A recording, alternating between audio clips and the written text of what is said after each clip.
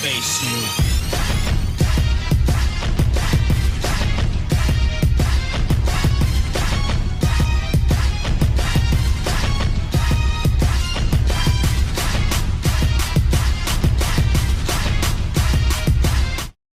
Now let's actually dive into the whole meta. So the meta revolves around wall breakers. That's what I've realized. These are the best wall breakers right now, in my opinion. Like Aegislash has always been really good. Um, Again, the choice spec set is just phenomenal. Hits everything for a lot. Even to like Spadef Clef. Clef doesn't take flash. I mean, it doesn't take any of its hits that well at all. Even Corviknight can get worn down a lot, especially with rocks up too. So this mon is very dangerous. This mon is very, very dangerous with the choice spec set, and it just hits incredibly hard. But yeah, the nerf to this mon, nerf to the nerf to Aegislash definitely saved it from still being an OU. So I do like that. I do like we can actually use this mon right now. I don't know if in the DLC it'll change where this mon is actually going to just completely overpower the meta. I doubt that, but Aegislash has just been solid at what it does. Again, that choice spec set is very good. Choice band's also pretty good too, but it's not as great as the choice spec set. Still solid though at breaking through the steals. But outside of that though, it's okay. It's okay, but not as good as the choice spec set. The air balloons SD set's also pretty good too. That set's more ran on like a is more ran on a more offensive team. So like maybe on HO, in my opinion. You would mostly see Aegislash on like a BO team, pretty much. But yeah, that pretty much covers Aegislash. Just a really good wall breaker in that regard. Again, just breaking through a lot of mons. Like seriously, it just hits very hard.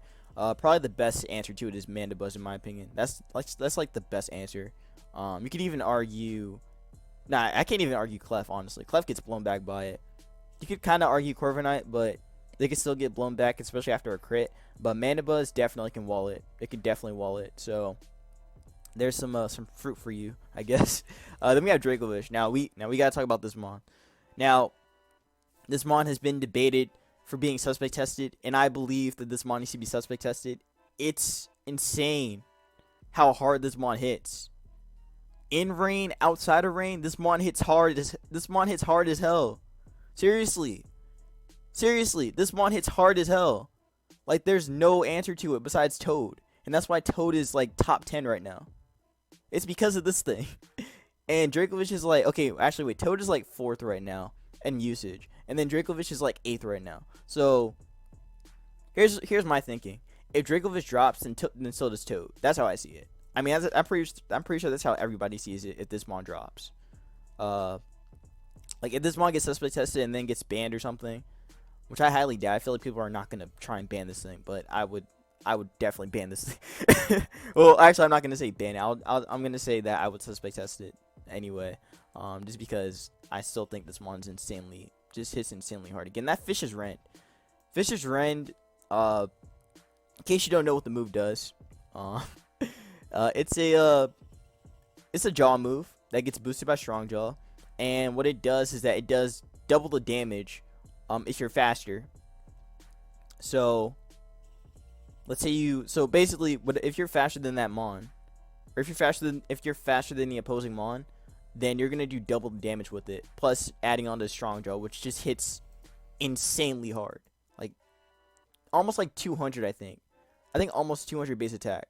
So this move is a nuke. This move is legit an explosion. This is legit a water type explosion right here. That's how strong this hits, and nothing in the tier takes it that well. Like even Ferrothorn, a mon that can naturally wall this thing, basically can get 2 KO'd. Like, has no one thought about how broken this thing is? Like, has no one thought about how Dracovish can easily break through a Ferrothorn after spikes are up, or any type of hazard? It could just get 2 KO'd. Like, has no one really thought about that? It's ridiculous, man. It's ridiculous how hard this mon hits. And then not only with Fish's Rend, it can still do decently well with Crunch and Outrage. Outrage being its second best stab anyway. Or or its secondary stab anyway. Just being able to hit everything that's not a fairy type. Because once you finish run the fairies, then you just outrage everything. That's how this mon goes. Literally, that's literally how this mon goes. Or you fish run anyway, and then you have a chance of winning. I don't know, but seriously, this mon's ridiculous. And that choice band set is the best thing it has. This is the best set. You could say choice scarf, but I would strongly disagree with you. That choice scarf is not the move. It's always choice band. It's always choice band. And in rain, this mon hits hard. Like, even Pex. Like, I know people have been talking about that pick that Blunder posted a while back when people first discovered Dracovish, but seriously, that thing can take out a Pex in rain. That's stupid. That's just straight up stupid. But yeah, this mon is ridiculous as hell. Very ridiculous. Then we gotta talk about Conk. So, Conk is another really solid wall breaker right now. It just demolishes everything in the tier, honestly. Again, it has knock for the ghost, so they get pretty much chopped. Then again, Mach Punch and Drain Punch, and even CC, which it got this gen, close combat, just kind of destroy a lot of things. Even Clef doesn't really take a CC that well, even with the Flame Orb up. And Clef is more Spadef in this gen, or is more Spadef currently, as it's it needs to be able to take on Kirim and be able to take on Dragapult. So that's why, and also Hadron as well after it gets +2. So yeah, Clef being Spadef makes Conk very happy because it can just body it with Facade after a burn. So yeah, again, this mon, very solid wall breaker in the tier. And the thing that makes all of them broken, well, actually I'm gonna get into that very soon, but it does actually affect, or I mean Clef does affect that, but still, CC's good, but people opt to run Drain Punch for recovery just because they want to keep this mon around for longevity. That way they can Mach Punch later on in the game after everything has been worn down. So it's very good at being a late game cleaner as well with Mach Punch. Again, being able to check drill, especially in sand, is really good too. And Speedy Conkeldurr is the best set right now because again it's able to outspeed Clef, and even opposing Conkeldurrs as well. It can outspeed Toad since Toad doesn't run speed investment. It's just really good at being a fast wall breaker in that regard. But yeah, definitely one of the best ones here. But I would still argue that Dracovish is probably the best one, then Age/, then Conk, and then we got Kirim. So Kirim was actually hyped up a lot. It was actually hyped up a lot. Eventually people were just like, man, this mon's too broken, we gotta ban this thing. I'll be honest with you, this mon is not broken at all. This mon is not broken at all. It's strong, don't get me wrong, it's very strong.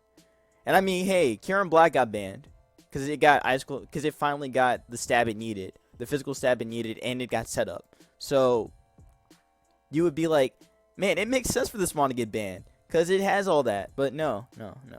I mean, that attack is also really strong too, but thank goodness we don't have an actual good physical ice move for this thing.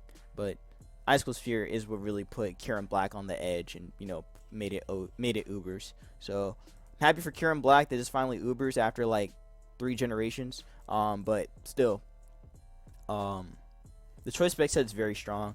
There aren't too many answers to it, besides again Clef being the best answer, as Ice Beam only does 46 to 55%, so it's a decent roll, but it's still a pretty crappy roll in that regard because it could definitely still play out of your favor. Yeah, I think it's 40. I think it might be 47 to 55. I might be wrong. It's somewhere around that range. But still, Clef is a very good check to it in that way, just because it could protect, try and get a little bit of recovery back, and then wish up, and then get its health back afterwards. After taking the ice beam, after taking one ice beam.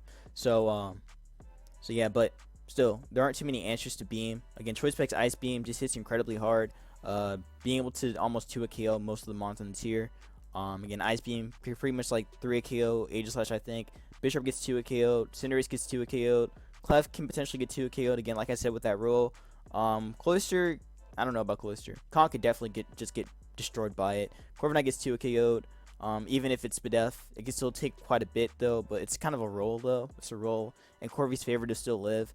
Dracovish can get destroyed by Freeze Dry, which is why people run that to deal with Dracovish and also deal with other waters. Again, dealing with also Toad, which is another really common defensive wall.